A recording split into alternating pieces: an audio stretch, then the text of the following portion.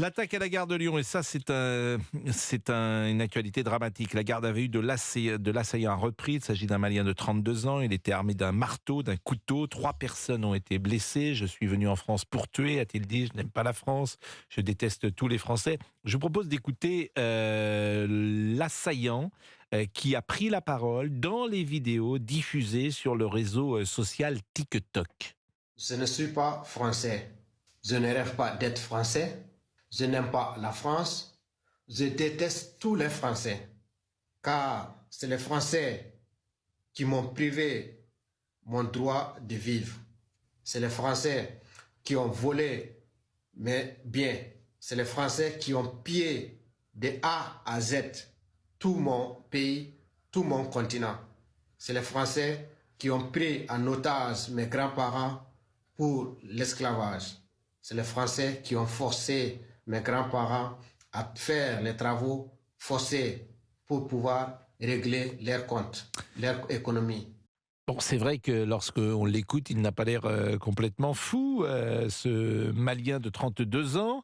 Et il déteste l'Occident, qu'il accuse d'avoir colonisé l'Afrique. Il déteste la France. Il a obtenu un titre de séjour légal en Italie et il a passé son permis de conduire, ce qui montre quelques aptitudes intellectuelles. Et vous le savez, si vous avez un titre légal obtenu dans l'Europe de Schengen, en l'occurrence en Italie, vous pouvez venir comme vous le souhaitez en France. C'est aussi une des dispositions sur lesquels on pourrait s'interroger. On sera dans une seconde avec Rudy Mana, qui est porte-parole d'Alliance Police, mais je vous propose d'écouter avant cela Guillaume Pelletier, le vice-président exécutif de Reconquête. C'est typiquement du racisme anti-français, typiquement du francocide. On le présente comme ayant des troubles psychiatriques. Alors, il en a tellement qu'il est capable de s'inscrire sur TikTok, de faire des vidéos et des déclarations qu'on voit, je crois, à l'antenne à l'instant, assez cohérentes. En tout cas, on voit très bien le message. Il est venu par haine de la France. Voilà le résultat de 40 années de politique laxiste au niveau européen et national sur la question de l'immigration. Et il était l'invité ce matin sur Europe 1 et sur CNews de Sonia Mabrouk. Il a poursuivi le raisonnement, monsieur Pelletier, et je rappelle qu'il est vice-président exécutif de Reconquête. On assiste à un grand effondrement. Et moi, je ne veux pas que mes enfants voient la France disparaître. Je ne veux pas que mes fils soient contraints de baisser les yeux devant la racaille. Je ne veux pas que mes filles, un jour, soient contraintes de finir voilées. Je ne veux pas que les mosquées remplacent nos églises. Je ne veux pas que les paysans meurent et que les migrants les remplacent. Je ne veux pas que la République de la CMU, de l'AME, de la CAF, des aides sociales, de l'assistanat finissent par l'emporter sur la France du travail et de l'effort. Et enfin, je ne veux pas, je ne veux plus, je ne supporte plus, comme tant de Français, que les médias de gauche, que les lobbies LGBT, que les juges rouges nous imposent leur propagande obsessionnelle. Bon, ça mérite d'être assez clair, mais c'est vrai que j'étais avec Sonia Mabrouk après l'interview et on se disait que monsieur Pelletier est un performant pour réaliser des punchlines, parce que ce matin, il était particulièrement en forme. On parlera peut-être également de ce qu'il a dit tout à l'heure sur le fait d'être parent. Est-ce qu'on est un meilleur politicien quand on est parent? Mais nous sommes avec Rudy Mana. Bonjour monsieur Mana. Bonjour. Et vous êtes porte-parole d'Alliance Police et je voulais votre sentiment sur cette affaire et cet homme qui était d'ailleurs inconnu des services de police et qui était sur le sol français depuis combien de jours, je ne sais pas d'ailleurs. Il est en Italie, il vient d'arriver, ça fait pas très longtemps manifestement qu'il est en France. C'est ça, alors on ne sait pas précisément combien ça fait de temps qu'il est en France, mais effectivement ça faisait pas très longtemps. Il s'est passé ce drame qui s'est passé samedi matin quand même, gare de Lyon, 8h du matin, il y a énormément de voyageurs et on a un mec qui sort son couteau et qui commence à planter des gens en gare de Lyon. Heureusement qu'il y a une intervention d'un héros de la nation puisque cet agent de sécurité s'est jeté sur lui et puis après il y a les héros du quotidien qui sont arrivés, les policiers, pour interpeller cet individu. Alors il a été placé en garde à vue hier. Il a dû être analysé hier par l'I3P, l'infirmerie psychiatrique de la préfecture de police de Paris, qui, si l'individu qui accueille des personnes qui représentent un danger imminent pour la nation, en l'occurrence, s'il a été replacé en garde à vue, ça veut dire que, comme vous l'avez dit tout à l'heure, Pascal, quand on fait des TikTok, qu'on a des revendications comme il les a citées, j'ai pas l'impression qu'il était spécialement totalement fou, quoi. Donc on a encore un individu qui est en France, qui déteste le pays France, qui déteste tout ce qui se raccroche à la France et qui est là sur notre territoire avec des papiers qui sont pour le coup en règle, puisqu'il avait, d'après ce que j'ai compris, des papiers légaux italiens. Et le problème, c'est qu'on ne peut pas le renvoyer parce qu'il a ses papiers italiens. Mais par contre, il nous déteste. Voilà la vraie difficulté qu'on a en France aujourd'hui. Il y a des gens comme ça. Ce qui est intéressant également, c'est que la vidéo qui tourne sur TikTok, aucune chaîne n'a diffusé cette vidéo. CNews ce matin a été la première à la diffuser. J'ai entendu également sur Europe 1 dans la matinale le son de cet homme, mais toutes les rédactions de France, sans qu'elles se concertent d'ailleurs, ont pris la même décision. Cette vidéo n'était pas datée, c'est vrai. La vidéo est produite par un homme déséquilibré, peut-être, jugé fou sur le plan psychiatrique. Peut-être encore. La vidéo est jugée comme une incitation à la haine sans doute, et les journalistes sont prudents. J'entends tous ces arguments. Mais on peut aussi voir l'influence de l'époque. Un immigré qui est sur le sol de France et qui crache sur ceux qui l'accueillent. Et en parler, parce que c'est souvent ça, pour certains, c'est faire le jeu du Rassemblement national. Pour le moment, la thèse de la folie explique tout. C'est peut-être plus commode. Vous imaginez si les gens que nous accueillons étaient nos ennemis? Ça change forcément le regard. Monsieur, madame, moi j'ai une question sur les gares, parce qu'on va tous régulièrement dans les gares, et c'est vrai qu'on a le sentiment que c'est pas l'endroit le plus sécurisé du monde aujourd'hui. Alors, pourtant, franchement, dans les gares, vous avez quand même beaucoup de police. À Paris, en l'occurrence, il y a la brigade des réseaux ferroviaires qui est extrêmement présente. Il y a énormément d'effectifs.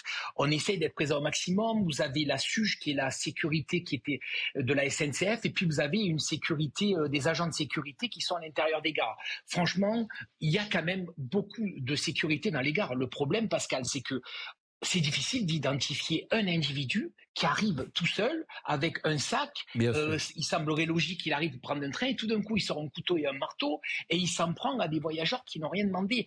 C'est là la complexité, la difficulté. On ne peut pas contrôler chaque personne qui rentre dans une gare pour savoir s'ils ont un couteau, un marteau ou une arme sur eux. Et c'est notre plus grosse difficulté, notre plus grosse complexité. En l'occurrence, il s'est passé ça samedi matin, gare de Lyon. Et puis je voulais vous interroger également sur ces clandestins qui ont été libérés à Lille. Donc ça aussi, ça peut faire réagir. Le juge des libertés de la détention a ordonné la remise en liberté de 7 clandestins. C'était samedi, retenus au centre de rétention administrative de Lille-Lesquin. Motif invoqué, les téléphones du centre ne fonctionnent pas depuis plusieurs mois. Je vous assure, je souris, mais c'est pas drôle.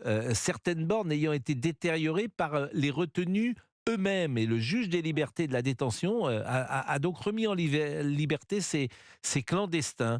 Donc je ne sais pas dans quel monde parfois nous sommes, et vous allez pouvoir réagir après la pause. Rudy Mana qui est avec nous, Rudy Mana que vous connaissez sans doute et qui intervient régulièrement sur les antennes, porte-parole Alliance Police. À tout de suite. Bon, Rudy Mana, donc je rapportais cette information qui m'a étonné, des clandestins libérés. C'est le juge des libertés de la détention qui a ordonné la remise en liberté de 7 clandestins samedi. Ils étaient retenus au centre de rétention administrative de Lille-Lesquin. Motif invoqué, les téléphones du centre ne fonctionnent pas depuis plusieurs mois. Mais est-ce que c'est sérieux, monsieur Mana ? Écoutez, Pascal, vous savez, j'ai l'impression de vivre chaque week-end des week-ends lunaires. En fait, on a des décisions de plus en plus lunaires. Alors, vous savez que les lois administratives en France, déjà, c'est une folie. C'est une folie de par leur complexité. Donc, je ne doute pas que ce juge a appliqué une loi qui existe vraiment. Mais il y a la loi et l'esprit de la loi. Vous vous rendez compte le message qu'on fait passer au peuple de France et encore plus aux policiers. C'est-à-dire qu'on va dire aux Français qui travaillent tous les jours, qui travaillent 10 heures, 12 heures par jour, on a pu le voir avec les agriculteurs il y a quelques jours encore qui manifestaient, on leur dit, écoutez, eux, ils n'ont pas le droit d'être en France, par contre, on les loge, on les nourrit, on leur donne l'autorisation de téléphoner, hop, mais le téléphone, il marchait pas bien, donc on les relâche. Et ce message qu'on fait passer, il est catastrophique. Et imaginez le message qu'on fait passer aux policiers qui se sont peut-être roulés par terre avec ces individus pour les interpeller lors de l'interpellation. Je dis ça, je sais pas du tout. Mais en l'occurrence, on leur dit, vous savez quoi, vous avez eu du mal à les interpeller, mais par contre, comme le téléphone ne marchait pas bien, on va les relâcher.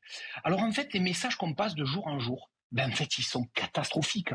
Il faut se dire les choses. Ils sont totalement catastrophiques. Et dans le week-end lunaire qu'on a passé, parce qu'on aurait pu parler aussi de l'évasion de ce détenu au musée Quai Branly.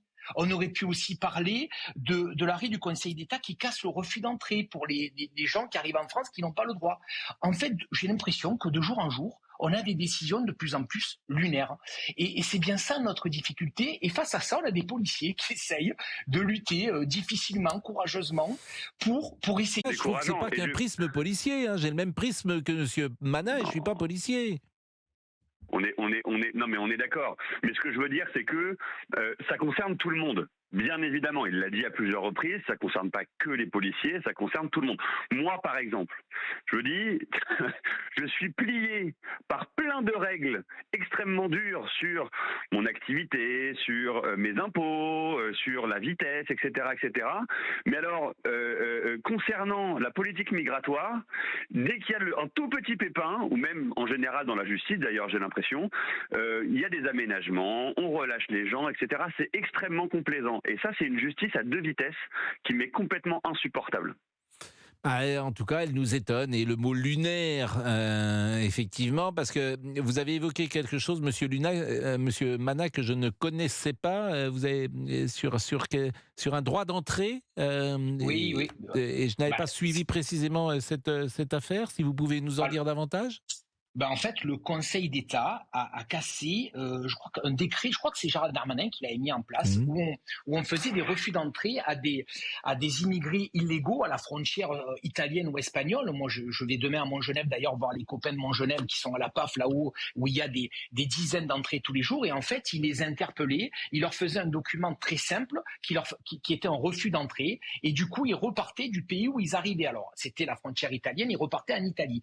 Mais apparemment, ça a été cassé par le Conseil d'État parce que ce n'est pas en adéquation avec les lois européennes. Bon, ben ça, j'ai pas vu ça. Ça, c'est tombé quand c'est passé sur CNews samedi matin. Ah, bah alors, je l'ai vu. Alors, si c'est passé sur CNews.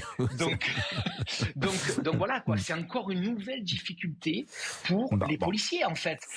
Et c'est ça qui nous rend complètement dingue à un moment donné et totalement blasé parfois. Mais c'est vrai que faut une cohérence et qu'aujourd'hui, cette cohérence, elle n'est pas forcément au rendez-vous. Merci. Louis, je vais vous remercier. Vous êtes ingénieur à Tours. Aujourd'hui, vous êtes en train de travailler, de vous reposer peut-être, Louis ?